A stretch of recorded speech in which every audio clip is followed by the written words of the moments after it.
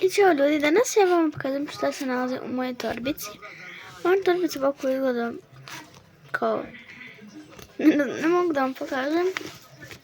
Tako ima tu šnalicu i ja ne nosim svugdje.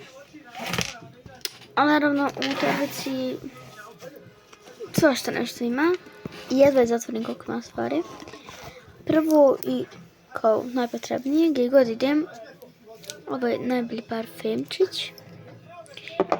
Ako me ko pita gdje sam ga kupila, dobila sam na poklon. Moj novčanik, znam da izgleda malo dječje, ali ja volim Mickey Mouse, jako. Ne nalazi se baš nešto puno, tako da dezodorans, pošto pogotovo sad je ljeto, a svugdje idem. I onda se znojim. Jedno labelo. Neki rosan, ne znam. I ovaj karminčić. Evo, znači, čitate ovako.